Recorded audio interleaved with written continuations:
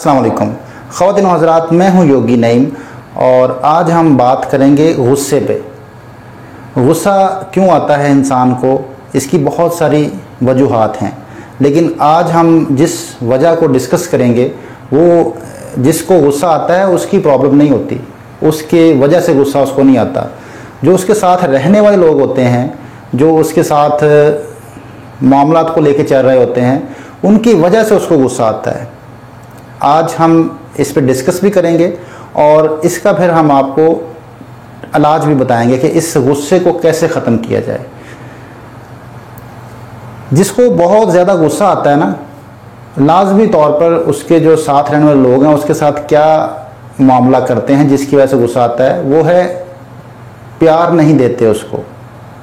उस इंसान ने बहुत कुछ किया होता है अपने साथ रहने वाले लोगों के लिए, पॉजिटिव पहलू में अच्छे काम किए होते हैं और उसकी जो सोच होती है वो बड़ी पॉजिटिव होती है अपने साथ रहने वालों के लिए, और वो उनको बहुत ऊपर लेवल पे देखता है या उनको बहुत अपर लेवल पे देखना चाहता है। उनकी सोच को, उनके जो अमल हैं, एक्ट्स, उनको वो बहुत अच्छे लेवल पे देखना चाहता है। इस वजह से भी अक्सर गुस्सा आता है उसको।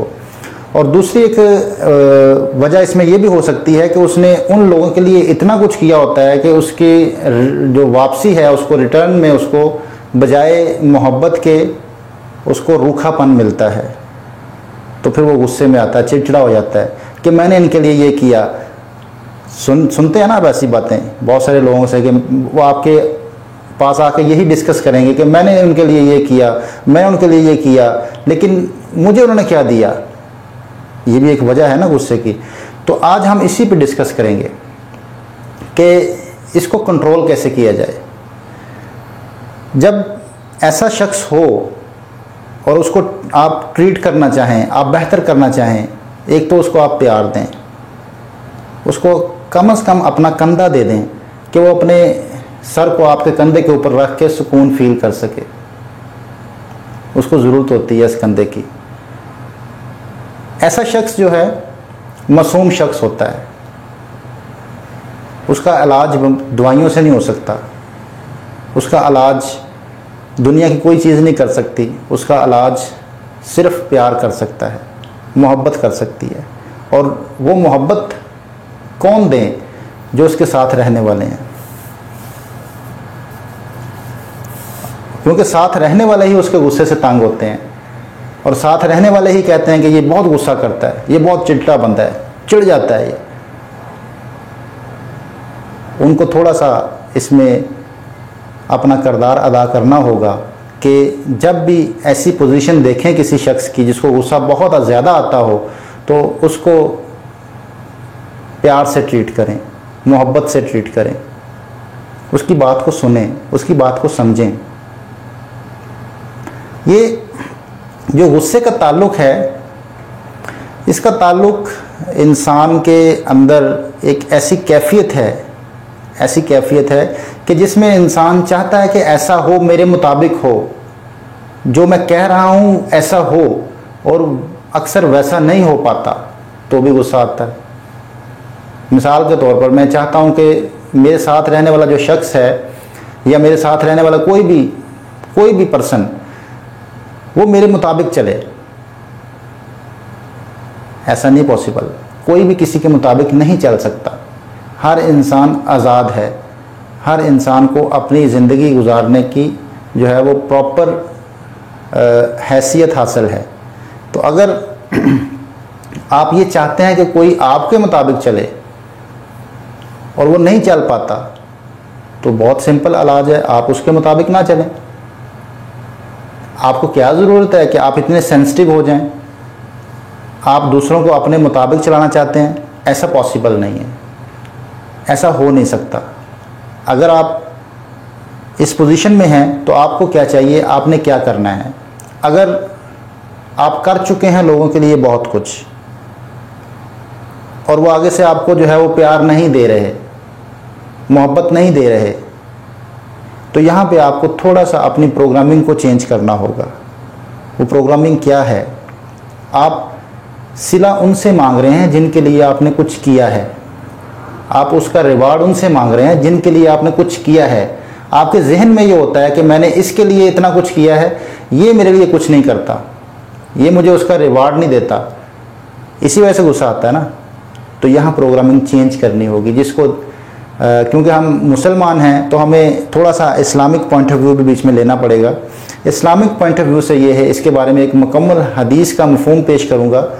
अल्लाह ताला क़यामत के दिन जो है ऐसे अमाल जो लोगों के लिए किए होंगे, लोगों के लिए उनसे लोगों से रिवार्ड का आपके जहन में होगा कि लोग मुझे जो है वो वाह वाह करें मेरी, तो अल्लाह ताला कहेगा जिनके लिए आपने दुनिया में ये अमाल अच्छे किए थे आप उन्हीं से सिला लें। यह हदीस का मफहूम है। यहाँ प्रोग्रामिंग चेंज करनी होगी। अगर आप किसी के लिए अच्छा करते हैं, आप चाहते हैं कि मैं किसी के लिए अच्छा करूं, तो उसका सिला आप अल्लाह से जोड़ लें, उसका रिवार्ड आप अल्लाह से जोड़ लें। आपको अल्लाह ताला बहुत बेहतर नवाज देगा। दुनिया और आखिरत के ख़जाने उसके पास बहुत ज़्यादा हैं, कमी कोई नहीं उसके ख़जानों में। वो पूरी कायनात का, जितनी कायनात हैं सब का मालिक है, उसके ख़जानों में कमी कोई नहीं आती। तो आप छोटी जगह से बड़ी जगह पे शिफ्ट हो जाएं।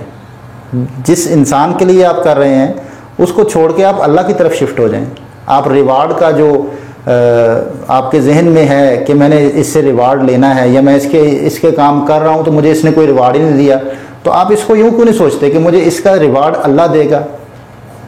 फिर तो गुस्सा नहीं आएगा। आपने बहुत बड़ी ताकत को अपना जो है वो साथ बना लिया, आपने साथ ले लिया बड़ी ताकत का, तो आप कभी भी फिर गुस्से में नहीं आएंगे। अगर एक्सपेक्टेशन ज़्यादा होंगी इंसान की तो गुस्सा आएगा। तो एक्सपेक्टेशंस को कम करें लोगों से, इसको अल्लाह की तरफ लेके जाएं। ये तो हो गया हमारा इस्लामिक पॉइंट ऑफ व्यू। अब हम आते हैं कि योगा हमारी इसमें कैसे हेल्प कर सकता है। अगर ऐसी कंडीशन हो चुकी है, इस पोजीशन में हम पहुंच चुके हैं, तो योगा से हम कैसे मुआवनत ले सकते हैं। गुस्सा जब आता है ना इंसान को, तो इंसान का ब्रेन कंट्रोल में नहीं होता, हाइपर हो जाता है, उसकी ब्रेन की फ्रीक्वेंसी तेज़ हो जाती है, उसका ब्रेन तेज़ चलना शुरू हो जाता है। 4 फ्रीक्वेंसीज है ना, बीटा, अल्फ़ा, थीटा और डेल्टा। तो जब फ्रीक्वेंसी तेज़ होती है, बीटा से भी ऊपर निकल जाती है, तो उसमें फिर आपकी ब्रेन की जो है वो सिचुएशन कंट्रोल में नहीं रहती।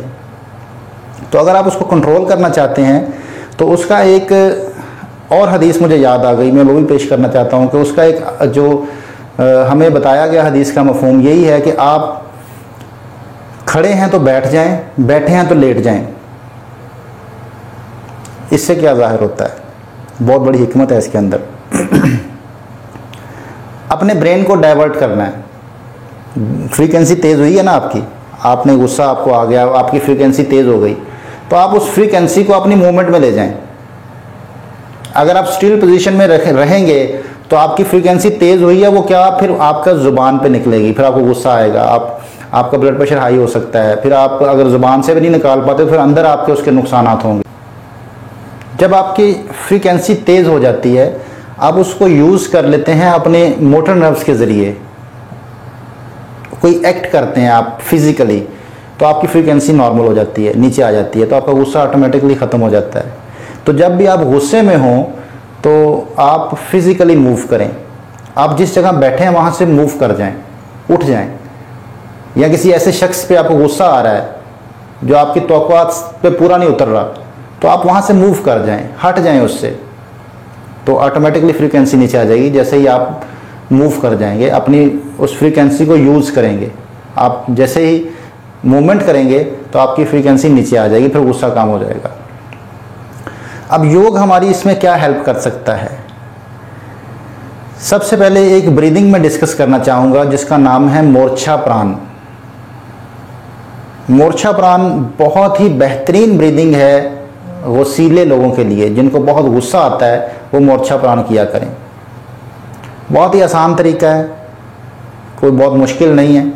नाक से सांस लेंगे और मुंह से सांस इस तरह निकालेंगे कि आप मुंह खोल लेंगे और गले में हा की आवाज़ निकलेगी, जैसे हा। मैं भी आपके सामने पेश करता हूँ।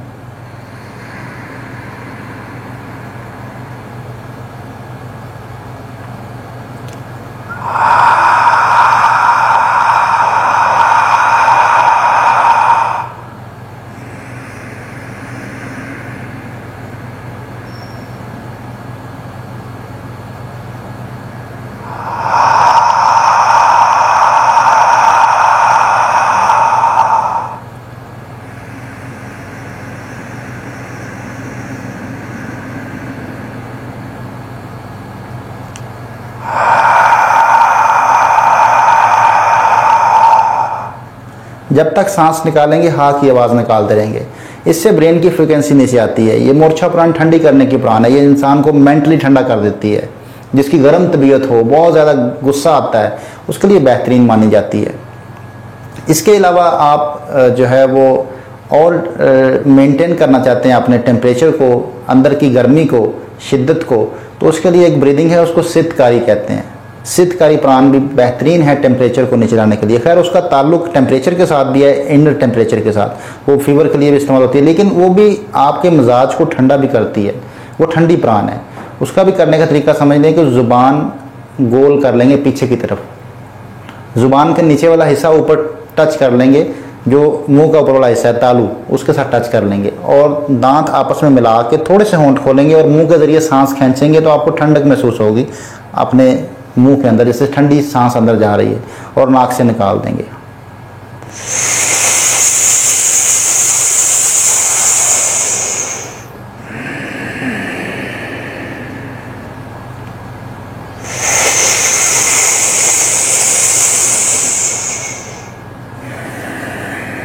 मुंह के जरिए सांस खींचेंगे, जुबान पीछे फोल्ड रखेंगे, जुबान का नीचे वाला हिस्सा ऊपर लगेगा, दांत मिला के थोड़े से होंठ खोलेंगे और मुंह के जरिए सांस खींच के नाक से निकाल देंगे। ये सिद्धकारी प्राण है।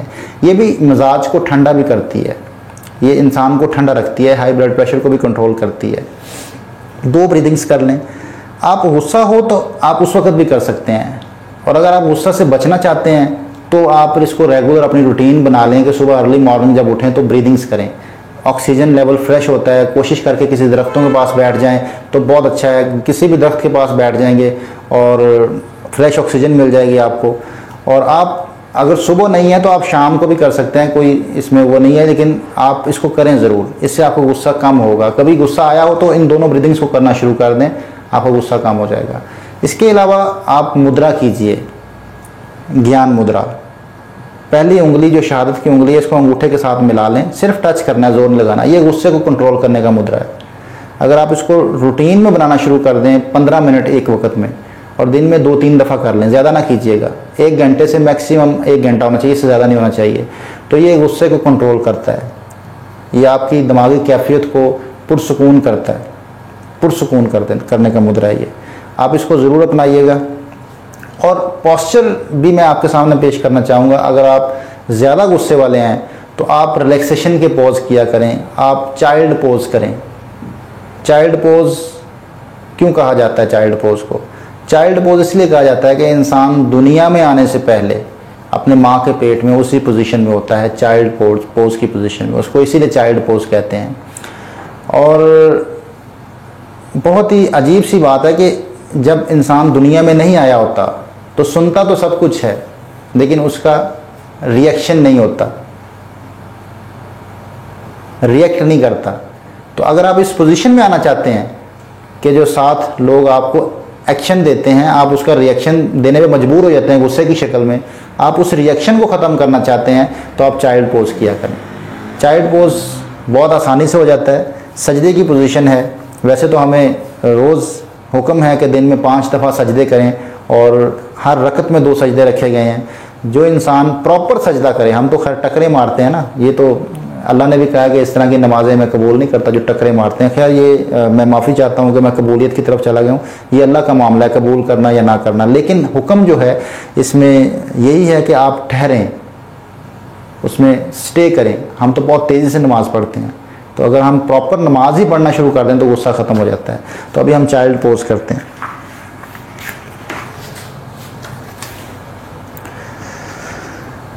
सिंपल बैठ जाएं। अगर आपका पेट ज़्यादा है तो आप थोड़े से घुटने खोल लें, क्योंकि अक्सर लोग कहते हैं जी पेट की वजह से जो है ना उस चाइल्ड पोज हम कर नहीं सकते, झुक नहीं पाते पूरा। तो आप घुटने जैसे ही खोल लेंगे तो बीच में आपके स्पेस आ जाएगी, तो आपका पेट बीच में जो है फिक्स हो जाएगा। आप आराम से ऐसे कर सकते हैं और यहाँ पे आप रुक जाएं। यही वो पोजीशन है जो दुनिया में आने से इंसान की पोजीशन थी पहले।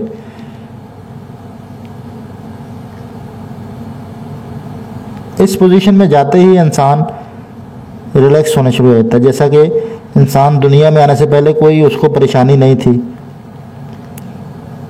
दुनियादारी का पता ही कोई नहीं था। प्रॉपर तो ये है कि आपके दोनों घुटने मिले हुए हों और आप इस तरह नीचे जाएं कि आपके माथा नीचे टच हो जाए। नॉर्मल सांस लें। लेकिन अगर किसी का पेट बड़ा हुआ है तो उसके लिए मैंने बताया था कि आप घुटने खोल के आसानी से कर सकते हैं। बहुत आसानी से कमर को सीधा रखते हुए नीचे ले जाएं और यहाँ रुक जाएं। और इसमें फिर आप कम से कम 1 मिनट रुकें। 1 मिनट कम से कम। ज़्यादा रुक सकते हैं तो रुकें, ज़्यादा रुक जाएं।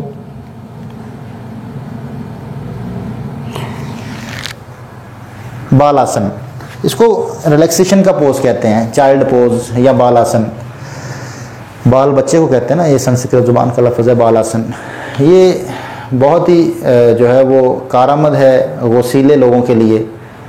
और इसके साथ ही मैं इजाज़त चाहूँगा और हमेशा की तरह एक बात कहूँगा कि अगर कोई गलती हो तो मैं उसकी माफ़ी चाहता हूँ, और अगर उस गलती के बारे में आप हमें आगाह कर दें तो हम उसकी इस्लाह करने की कोशिश करेंगे। बहुत शुक्रिया। अल्लाह हाफिज़।